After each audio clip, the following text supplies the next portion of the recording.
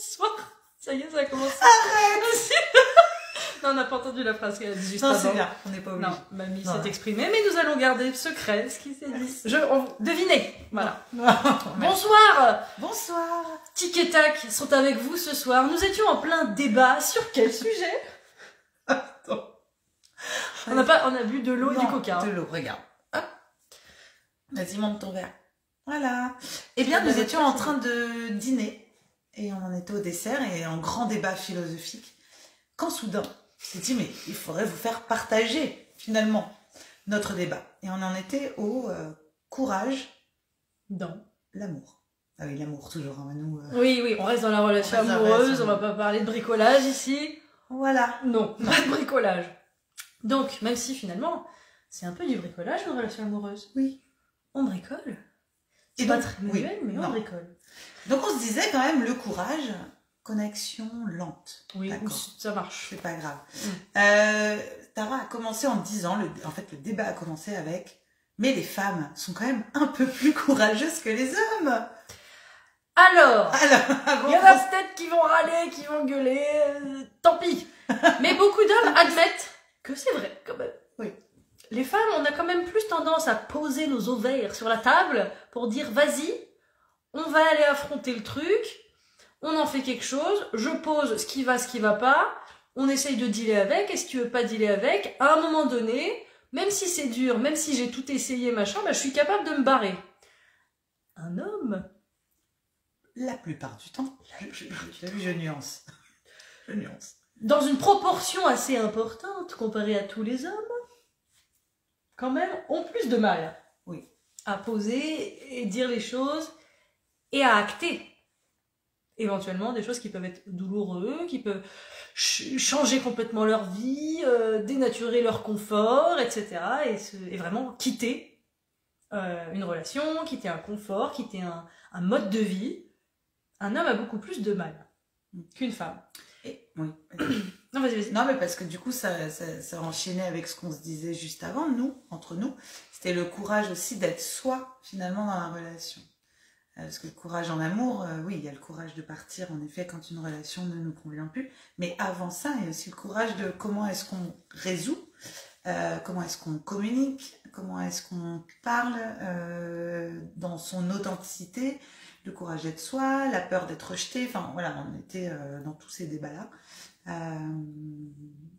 Voilà, peut-être que d'une manière générale, mais encore une fois, hein, c'est sans doute peut-être par déformation professionnelle ou personnelle, mais voilà, avec ce que on entend chacune en tant que thérapeute, la plupart du temps quand même, ce sont plus souvent les femmes qui arrivent à amener le sujet. À initier, Bon, ouais. voilà, parlons de ça, quoi, hein, de ça ou de ça, enfin voilà, les hommes parfois louvoient.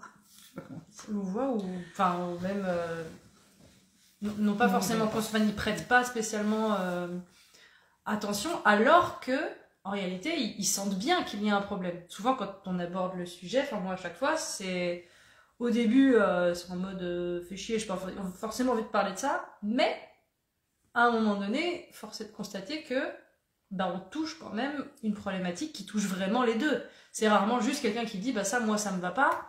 Quand ça va dans un système, quand il y a un truc qui va pas chez une personne, ça dérange aussi l'autre côté du système. Et c'est logique, en fait. Et le courage de le poser, de le dire, et de pouvoir échanger dessus jusqu'à rééquilibrer le système, il est important, en fait, dans la relation. Sinon, c'est ça qui crée des discordes, des problèmes, de l'éloignement. Petit à petit, ça s'effrite, ça s'effrite. C'est juste qu'avec le quotidien... les habitudes, etc., on va... T'as tout bougé. Pardon. Et plutôt que de bouger le trépied, moi je bouge la table, forcément. Et c'est ça, en fait, qui après, à un moment donné, fait que ça pète, qu'on sait même plus finalement quelle est l'origine du problème, et que on se retrouve des fois face à des impasses, et ça part souvent d'un manque d'authenticité dès le départ. Parce que si tu poses vraiment ce que tu penses, ce que tu ressens, ce qui va pas, le plus tôt possible, ça se dénoue le plus tôt possible, comme un bobo ou une maladie, quand tu laisses traîner le truc, à un moment donné, ça s'empire. Ça s'infecte, ça s'empire. Une relation, c'est la même chose. C'est exactement le même principe. Donc d'avoir le courage de dire les choses qui sont peut-être un peu touchy, un peu difficiles, le plus tôt possible, bah oui, c'est peut-être dur au début, mais au final, c'est vraiment au service de la relation. Au service de soi aussi, parce que tu te positionnes avec ton alignement, et c'est au service de la relation, c'est au service de l'autre. Tu ouvres aussi l'espace à l'autre de pouvoir s'exprimer sur un sujet. Alors peut-être que les femmes ont tendance à plus initier, c'est vrai. C'est ce que j'allais dire. Peut-être que du coup, les femmes sont quand même plus à l'aise avec le langage, avec leurs émotions, voilà, avec la mise en mots. Donc peut-être que finalement, c'est pas vraiment qu'elles sont plus courageuses. On va nuancer nos propos avant de se faire insulter par toute la gente masculine, mais c'est peut-être parce que justement, elles ont peut-être plus de facilité à exprimer, voilà, à formuler. Nombre d'hommes qui me disent mais oui, mais toi tu sais mieux le dire, moi je sais pas le dire. Bon, donc peut-être que c'est ça, et peut-être aussi que étant donné que on est des femmes, qu'on parle entre nous de finalement nos différentes expériences, voilà. Ça, hein, c'est vrai que les femmes ont peut-être plus travaillé cet aspect-là depuis l'enfance. C'est ça. De raconter les histoires, d'essayer de les comprendre, d'analyser les choses. Alors peut-être, certainement de façon aussi, ça peut être complètement déséquilibré, à outrance, etc. Mais peut-être trop. Hein. Mais justement, on peut être trop dans une forme d'analyse ou de communication ou de besoin de tout comprendre, tout machin, et trop dans la fuite. Enfin, souvent d'ailleurs, les deux se complètent très bien. Sinon, c'est pas drôle. Mais, je sais pas, enfin... Après, le courage dans la relation, ouais. Dans l'amour, du coup. Le courage de façon... général, est-ce qu'on pourrait le thématiser un petit peu, le cibler, le courage par exemple de s'engager, ouais, tu vois, le courage de l'engagement. Déjà de la mise en mots, on disait, hein, le courage d'exprimer ses sentiments. Oui, tu disais tout à l'heure. Le courage d'exprimer ses sentiments. Alors ça, je pense que c'est peut-être pas plus masculin que féminin. C'est peut-être la peur. On disait tout à l'heure la peur du rejet, hein, c'est-à-dire à quel moment j'exprime mes sentiments à l'autre. Et tu me disais très justement, parce que je te disais moi ça peut m'arriver de pas oser le faire par peur du rejet. Et tu m'as dit très justement, oui mais de toute façon, sinon c'est aussi du rejet. C'est-à-dire que si tu l'exprimes pas à un moment, tu peux aussi être... de toute façon tu sauras pas. Donc c'est le courage de sauter le pas aussi. C'est sûr que si tu vis rien, bah t'es pas en danger. Donc à partir du moment, c'est ce qu'on disait sur les peurs en amour la dernière fois. Voilà. Et puis mine de rien, enfin, pourquoi on l'exprime pas? Qu'est-ce qui nous empêche de les dire? Souvent, c'est justement la peur du rejet. Mais donc ça veut dire que tu restes dans une forme de flou. Oui. Ça veut dire que tu n'es pas suffisamment en sécurité avec l'autre non plus à ce moment-là, ou avec toi-même pour pouvoir l'exprimer. C'est ça. Et la problématique, elle est plus là que encore dans le fait de dire j'ai des sentiments pour toi, etc. C'est tout ce qu'il y a derrière qui t'empêche de le dire qui a un sens, finalement. Parce que le flou, l'incertitude, c'est encore plus douloureux qu'un rejet. C'est vrai. Au moins, avec le rejet, tu sais où tu en es, t'avances. C'est ça, ça t'apporte de la clarté, même si c'est douloureux. Exactement. Tu sais où tu vas. Si la personne te dit, bah écoute, moi non. C'est pas réciproque, etc. Bon bah, ok, c'est clair, maintenant je peux avancer, et même si ça fait mal, j'y vais. Alors que de rester dans un espèce de flou où t'entretiens quelque chose, mais tu sais pas vraiment les intentions de l'autre en face, etc. D'où le sujet dont on a parlé, c'est le début de la relation, qui est quand même difficile. Parce qu'il y a quand même plein d'enjeux dans le début de la relation, émotionnellement, on se connaît pas assez, enfin on se connaît pas beaucoup, jusqu'où on va en termes de profondeur, d'intimité, de projection, etc. Enfin, d'arriver à trouver un peu, de caler nos rythmes, parce qu'on peut avoir des rythmes différents. C'est pas pour autant qu'on n'est pas compatible. Enfin, c'est s'ajuster, quoi. C'est de prendre ce temps d'ajustement, et aussi de voir, est-ce qu'on est vraiment compatible, est-ce qu'on peut vraiment construire un couple, une relation, etc. ou pas. Et dans cette phase-là, il y a plein de trucs qui vont se jouer. Il y a nos profils d'attachement qu'on avait vu la dernière fois, l'évitement, la peur, le machin, l'anxiété, la dépendance affective, tout ça, ça va se jouer dans les débuts, mais en même temps, tu te sens pas assez légitime pour demander à être rassuré, parce que tu dis c'est le début. Oui, oui, complètement. Tu vois? J'ai pas la place qu'il faut pour demander. C'est ça, c'est pour l'instant, je peux pas encore dire j'ai besoin que tu me dises que tu m'aimes, parce que si, parce que là, je crie, pardon, donc, et ça, c'est une phase que je trouve très anxiogène et difficile parce que très insécurisante. Et c'est les débuts. Voilà, ouais, les débuts. Et alors qu'une fois que tu sais les sentiments de la personne et que tu sais ses intentions et que tu arrives à mettre tout le monde d'accord, bah c'est comme si tu avais un pilier qui se construisait et donc ça devient au moins un pilier un peu sécure, même s'il peut se casser la gueule à tout moment, n'importe quelle relation peut s'arrêter du jour au lendemain. Mais intérieurement, tu as quand même une sécurité de te dire je sais où en est l'autre et où j'en suis, et plus d'ailleurs on arrive à aborder ce sujet-là souvent, plus on vient consolider ce pilier. Rejouer ce truc-là, de dire on est toujours ok cette relation, on est toujours ok avec, sur le chemin qu'elle prend, sur ce qu'on a envie, sur est-ce qu'on veut modifier des choses. De toute façon, quelque part, la sécurité, finalement, dans l'enceinte de la relation de couple, même amicale de couple, permet quand même, enfin, diminue le courage dont on a besoin pour s'exprimer. C'est-à-dire, voilà, du coup, on est plus en sécurité, donc la discussion se fera plus facilement. Et à partir du moment où on sait qu'on va être accueilli avec ce que l'on est, sans jugement, même si on n'entend pas forcément ce qu'on a envie d'entendre, mais dans le respect du coup, on s'exprimerait davantage. Là, c'est vrai que maintenant, on a l'impression que c'est de plus en plus difficile d'exprimer les choses. Donc voilà, il y a l'expression des sentiments au début, après, il y a l'expression. Oh là, il est tard, non? Oui, il est tard. Il est tard. Et après, il y a le courage voilà, vis-à-vis de l'engagement. Ouais. Le courage vis-à-vis de l'engagement. Une fois que les sentiments sont... C'est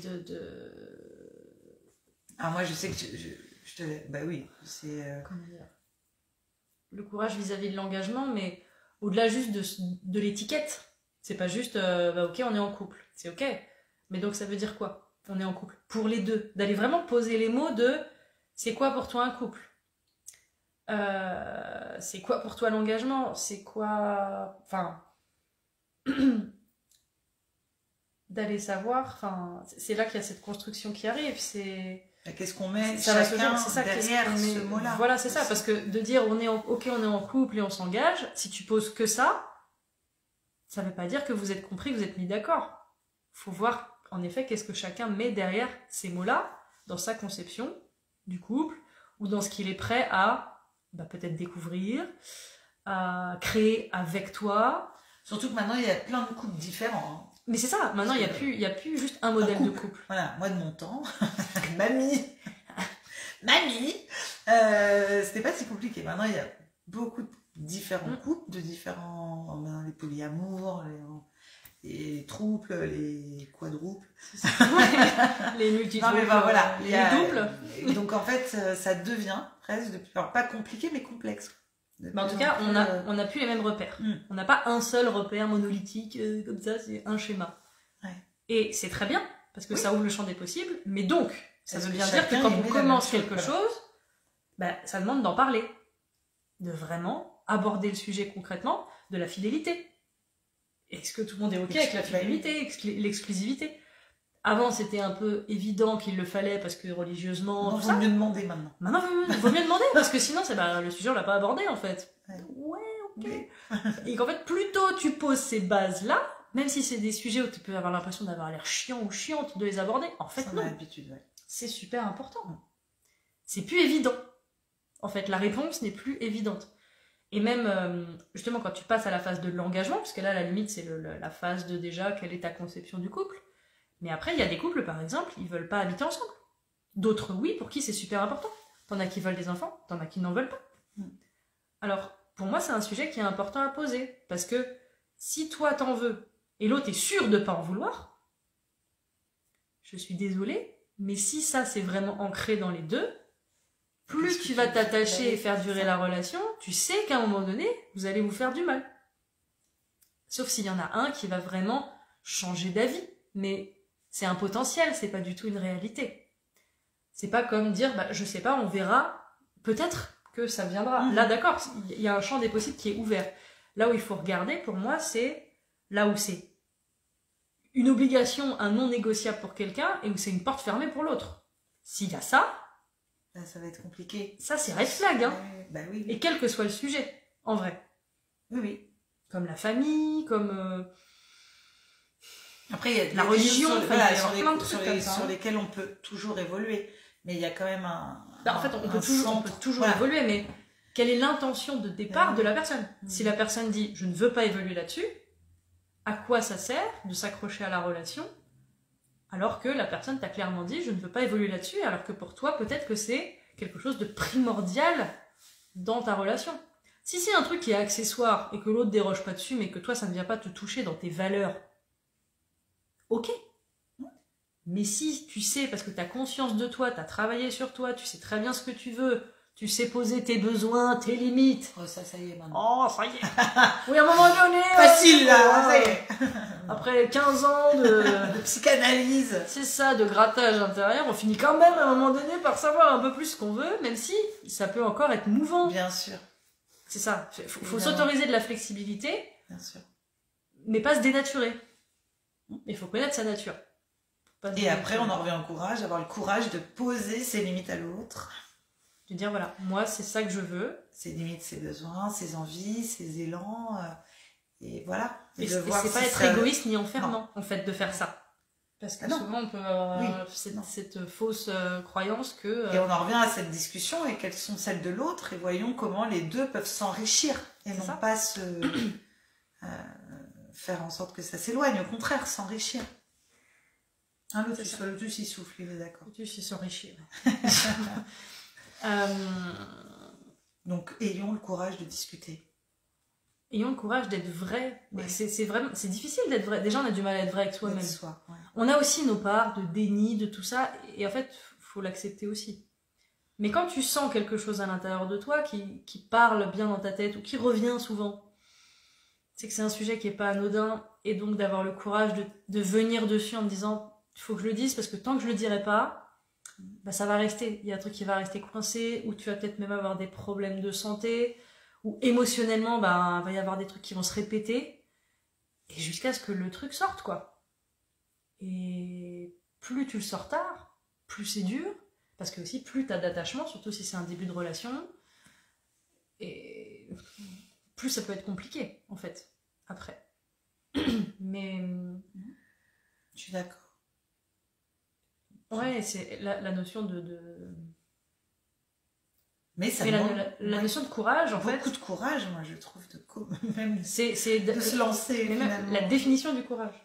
Alors là, je l'ai pas. C'est j'ai peur, mais j'y vais quand même. Ah oui. Le courage, c'est pas l'absence de peur. Ouais. C'est j'ai peur, mais j'y vais quand même. En essayant d'y aller avec ta sécurité intérieure. Donc, potentiellement...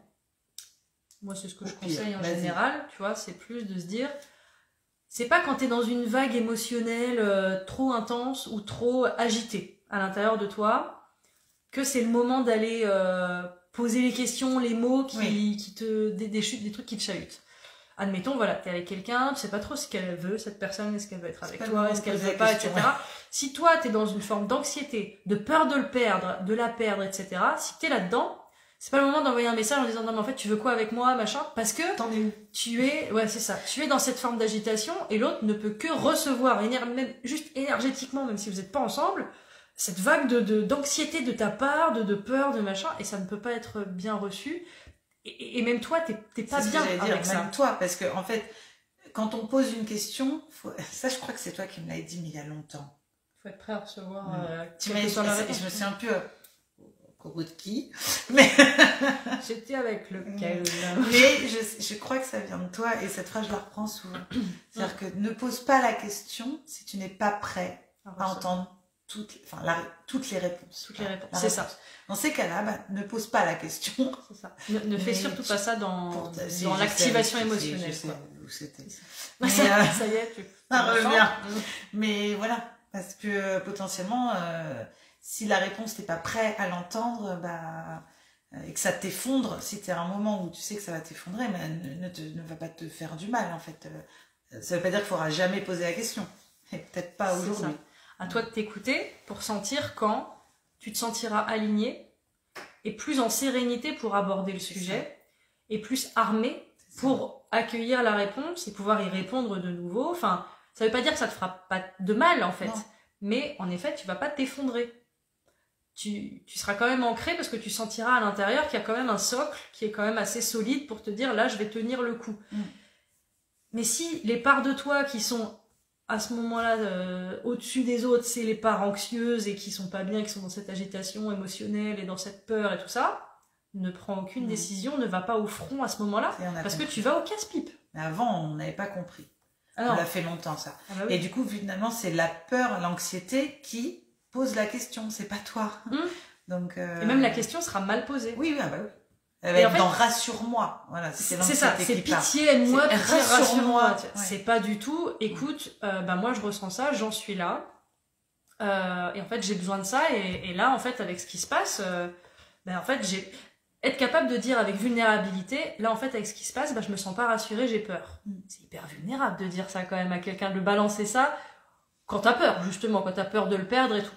Mais qu'à un moment donné, tu peux atteindre un stade à l'intérieur de toi où tu peux être OK avec ça, dire oui, j'ai peur. Mais en même temps, là, j'ai besoin de réponse parce que je sens bien que là, si j'ai pas de réponse, je me fais du mal à rester dans le flou.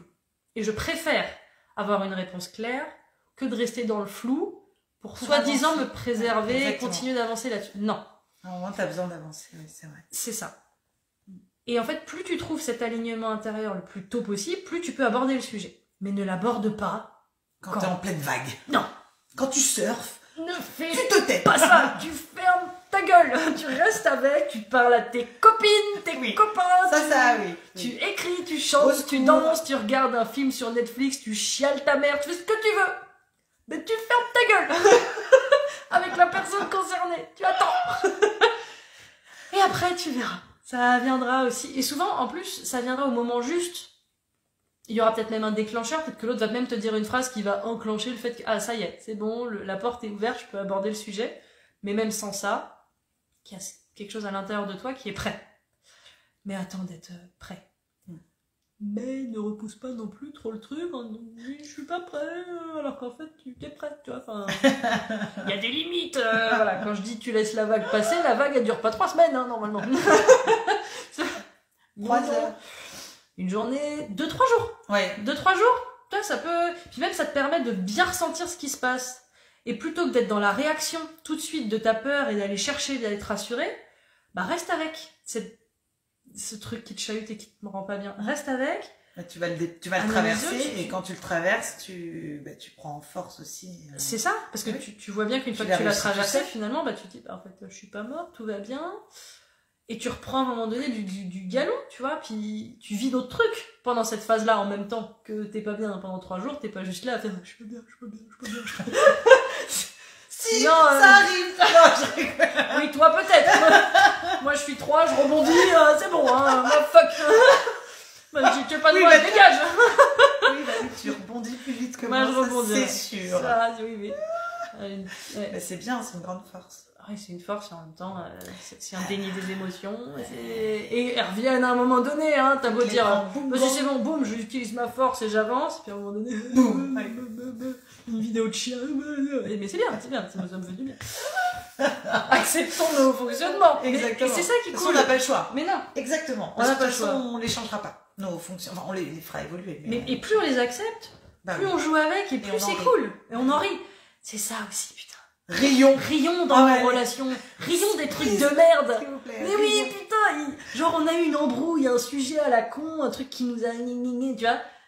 Pétons un coup. Rions de nous. Mais ouais. Oh, moi, l'autodérision. Oh là là, genre. On est là, dramatique. Mais oui. On a le droit de dire. Ça y est, j'ai eu peur, j'ai eu mal. On est parti du courage. Oh, s'il vous plaît. Allez. Donnez-nous un peu de fun dans les relations. Oui, aussi, putain, on veut se marrer quand même. On n'est pas juste là à dire oui, alors, il faut bien tout poser, le cadre, le pilier. Non, on veut aussi péter un câble, péter un coup et se marrer. Hein. Et on peut faire les deux. On peut se marrer dans le sérieux. On peut tout mélanger.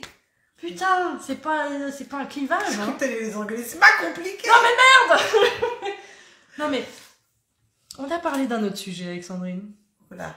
Le fameux, je cherche une relation sans prise de tête. Allez, vas-y Sandrine, c'est à toi, je bois un coup.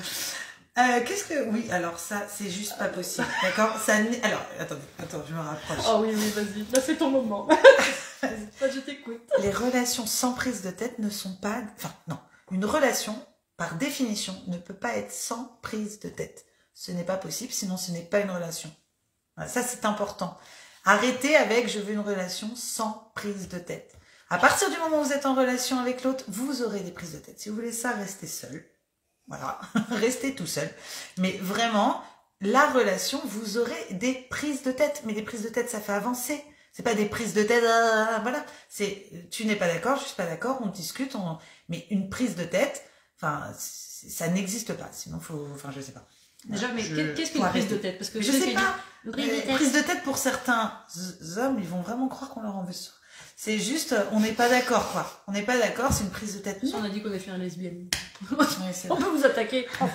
Donc une prise de tête, non, c'est pas vrai. Les hommes. On n'est pas là. Non. Mais une prise de tête, c'est pour beaucoup d'hommes, pardon. Alors après, ok, on est peut-être déformés parce que nous, c'est des hommes qu'on fréquente, qu'on rencontre. Et... Ok, peut-être qu'il y a des hommes qui diraient ça. Peut-être moins quand même. Mais il y a des femmes qui communiquent pas, qui fuient la communication aussi. Hein, Attention. Oui, en tout cas, je rencontre des hommes qui me le disent. Oui, on est d'accord. C'est vrai. Mais voilà, la prise de tête, moi, au lieu de l'appeler prise de tête, je l'appelle divergence d'opinion, quoi. Oui. Et c'est tout. Et c'est bien. Enfin, moi, je trouve que c'est bien. non, pas d'alcool. Mais non! Non, c'est de l'eau. Ah oui, mais c'est de l'eau. Ah, si Facebook croit que c'est de l'alcool, alors là, vas-y, moi, je peux plus rien faire. Hein. Donc voilà. Donc vraiment, au contraire, soyez différents. Soyez, riez de votre différence. Apprenez à vous connaître le mieux possible pour pouvoir dire, bon, bah là, je suis dans mon truc. Voilà, je sais que moi aussi, je sais pas que des qualités, quoi. Oui, c'est ça. Là, je sais qu'à ce moment-là, sais que je suis relou. C'est mes peurs qui sont là. Là, c'est ma colère. Là, c'est ma jalousie. Là, c'est mon truc. D'être OK avec soi-même, d'en rire, d'y mettre de la légèreté. Et d'avoir le courage, on en revient, de s'assumer tel que l'on est, etc. Donc, osez vous prendre la tête. Voilà, soyez...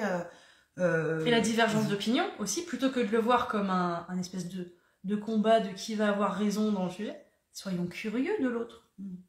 Découvrons l'autre. Et c'est comme ça que le lien, enfin pour nous en tout cas, se resserre. C'est justement, pas que parce qu'on n'est pas d'accord, parce que le lien il se resserre aussi par des choses qu'on a en commun.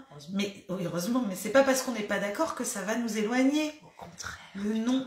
Ça c'est dur à faire entendre. Mais c'est sûr, pour nous deux, nous on est convaincus de ça, que justement c'est finalement dans les points de désaccord, quand on est capable d'en parler, de s'entendre, de s'accepter, de s'accueillir là-dedans, on se sent beaucoup plus connecté à l'autre, même dans ces moments-là, encore plus que là où c'est fluide et évident et qu'on est OK.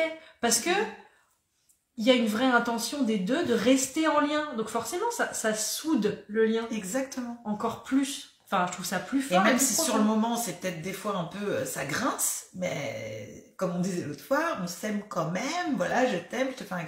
Et même dans cette différence, même dans nos blessures, même dans cette boue, ce marais, c'est ça qui rapproche. Dans la vulnérabilité de l'autre. Par exemple, tu dis quelque chose à l'autre et l'autre va se vexer, être pas bien ou être triste. Et beaucoup vont réagir en se sentant eux-mêmes vexés de pourquoi je t'ai fait pleurer, machin, et vont fuir le truc au lieu de d'accueillir l'autre et d'être capable de dire aussi je suis désolée, sans pour autant renier ce que t'as dit. Et dire je suis désolée que là ce que je te dis ça te fasse du mal. Voilà, exactement. Mais voilà, c'est ce que je pense et c'est ce que je ressens, mais regarde, je reste avec toi. Tu continues de le regarder dans les yeux, tu continues de le prendre dans les bras, tu dis je suis là. Mais je suis pas d'accord. On n'est pas d'accord, on n'est pas d'accord. Mais c'est pas pour autant que le lien se délite. Se délite.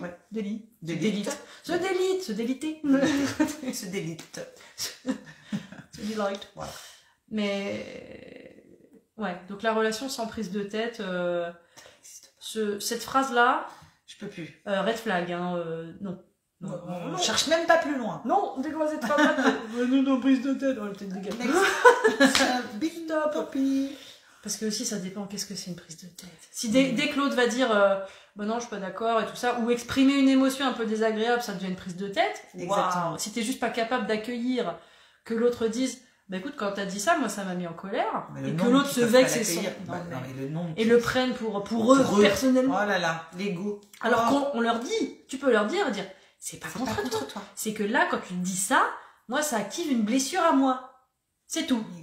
Et c'est à ce moment-là que si on veut resserrer le lien dans la relation, on ne demande pas à l'autre de venir nous guérir, Non. nous rassurer, nous machin. Non, Pas juste de- d'être capable d'entendre qu'en effet, bah là oui, on est blessé, on n'est pas bien, mais l'autre il reste là, alors qu'on n'est pas bien. Alors que justement, si on est blessé à cet endroit-là, c'est parce que avant, quand on était dans cet état-là, qu'on a été activé, bah on a peut-être été rejeté, abandonné, humilié, etc. Et c'est ça qui fait que ça alimente la blessure. Si l'autre finalement décide de rester là en disant bah, je sais que ça t'appartient, mais je reste avec toi. C'est tout ce dont on a besoin. Oui, On n'a pas besoin que l'autre il se trouve prenne des la tête. solutions. C'est ça, qui trouve des solutions, des trucs où il faut dire, au machin, au gna gna. Waouh, c'est pas ça qu'on t'a demandé, on t'a juste demandé d'être là, de rester juste présent. Une vraie présence avec l'autre, une vraie écoute. Point. Point. Point. Point. Oh bah, il est tard, hein. Ouais, il est très tard. Il Et est on très bosse tard. demain. Non. Moi aussi. Ouais, non. Et on est parti loin. Hein. On est est parti parti loin, d'une du discussion. Courage. Oui, de courage. à table, entre deux tartines de framboise On a chocolat. bien mangé. C'était très bon. Mhm. Et voilà. Pour en arriver, finalement. Pas de prise de Plein tête parce que plein de c'est bon, choses hein. C'est bon, on a réfléchi. Hein, Non, mais non. mais si. Et que c'est beau finalement de se dire bah tiens, on n'est pas d'accord. Ah ouais, on n'est pas d'accord. Bah vas-y. Qu'est-ce qu'on en fait? Qu'est-ce qu'on en fait de ça? C'est ça, qu'est-ce qu'on en fait du fait d'être pas d'accord? Est-ce qu'on s'enrichit du truc? Est-ce que juste on accueille? Point. Est-ce que le fait d'être pas d'accord, il faudrait que ça nous éloigne? Pourquoi? Mais oui, pourquoi? Non, mais surtout Pourquoi que... il faudrait que ça nous éloigne? Ce serait quand même triste. Parce que toutes les personnes avec qui t'es pas d'accord, t'en restes loin. Tu vas être Tout seul. tu vas finir tout seul comme un con, comme une conne, en haut de ta montagne. Voilà. Bon, Sinon, en c'est effet, bien, reste on va- seul. Oui, bah Oui, on va Non, dire arrête. bonne nuit. Ouais, parce que... Enfin, je sais pas, hein, mais t'as autre chose à dire. Le courage, la non-prise de tête. Je sais pas, après ce trop long, ils s'endorment. T'as fini de parler. Tu vois, toi aussi, Ah oui, c'est parti. tu es projecteur, Sandrine. Tu projettes sur les autres alors que c'est toi qui t'endors. C'est vrai. Voilà, donc arrête Peut-être. de projeter sur les autres. Moi, je suis générateur, donc moi, ça me donne de l'énergie. Moi, je peux faire ça jusqu'à 4h du matin, tu vois. C'est le Human Design. Très intéressant, l'outil du Human Design. Je vous le conseille. Voilà. Tu veux pas faire ta pub? Ah si. Bah si. Merci Tara. Mais de rien. D'ailleurs, tu pourras mettre le lien sur la... Je sais pas, ça va peut-être bloquer ma vidéo. Hein. Dès que je mets des liens. Juste un petit lien sur Bulle Essence. Donc,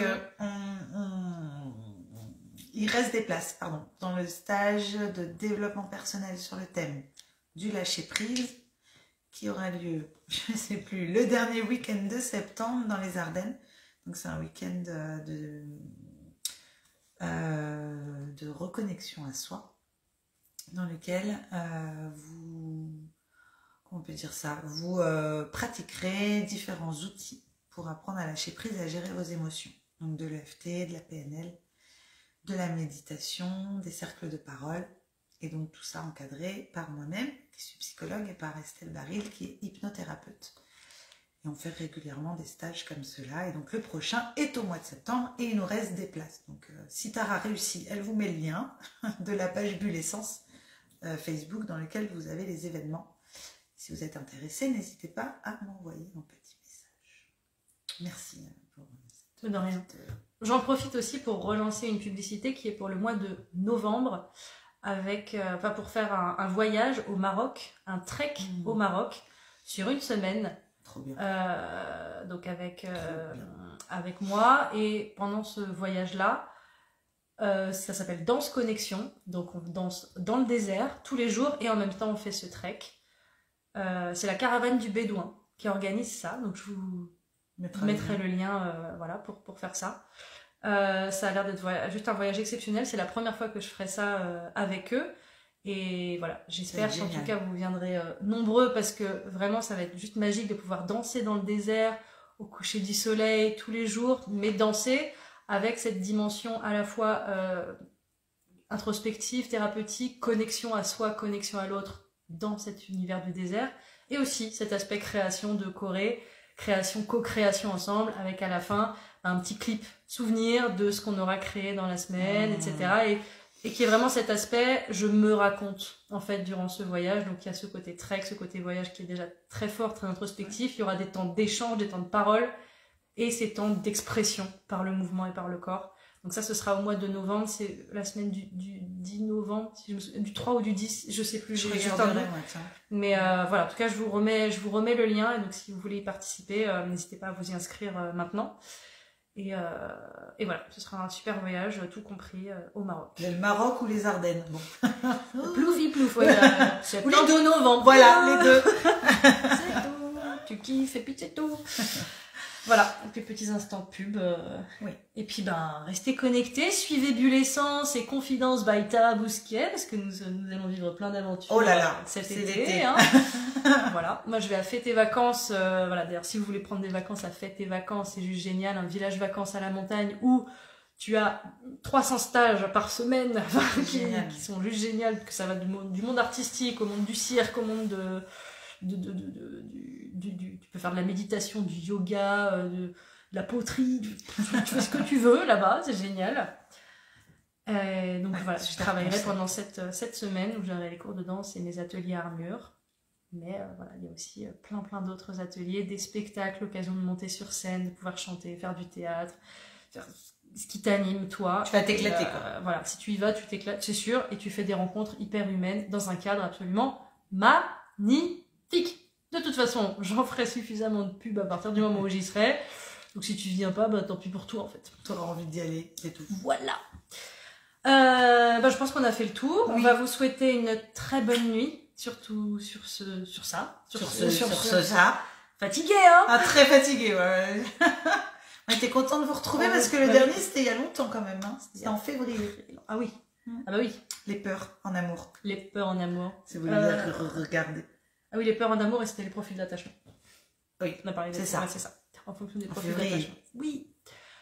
Donc là, on a parlé du courage, on a parlé des peurs, et maintenant c'est le courage en amour. Voilà. Bel été à tous. Bel été, profitez bien. Salut. Bisous, à bientôt. C'était Tic et Tac.